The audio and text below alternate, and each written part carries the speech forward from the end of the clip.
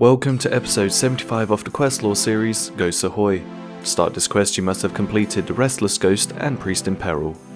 Valerina tells you the history of Port Phasmatus. It was once a thriving trading port until Lord Draken demanded blood tithes.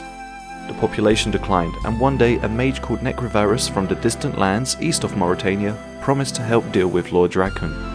The town built the Ectofuntus, which kept vampires out, but this had the side effect of turning people into ghosts when they die, without the possibility of moving on to the next world because of Necrovarus.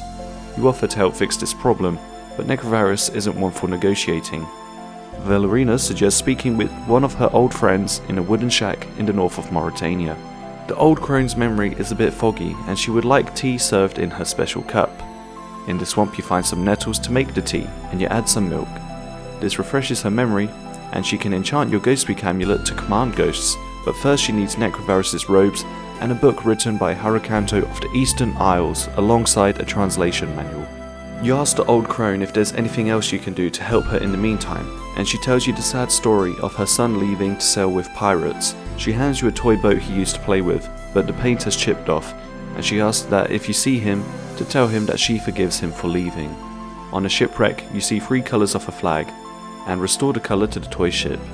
An old man appears, surprised that his mum is still alive. You exchange the toy boat for a chest key, which unlocks a piece of the map. Another map piece is found in a chest guarded by a lobster, and the final after jumping across many rocks. The map together points towards Dragon Tooth Island. In Port Phasmatus, a ghost sells you to the island for 25 ectotokens.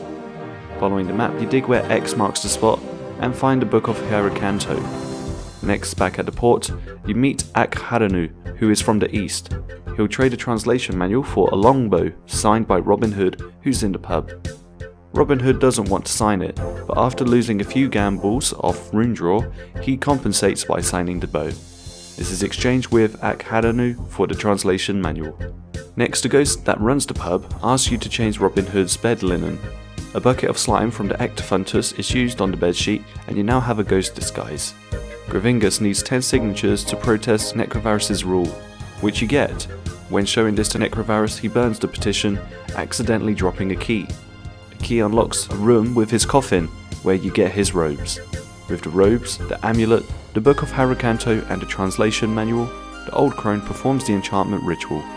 Now Necrovarus will let any ghost of Port Phasmatus who so wishes to pass into the next world. Valerina hands you an ectophile for your help, which lets you teleport to the Ectofunctus. Completing this quest is a requirement for Dragon Slayer 2. Join me next time where I'll explain the lore behind Murder Mystery.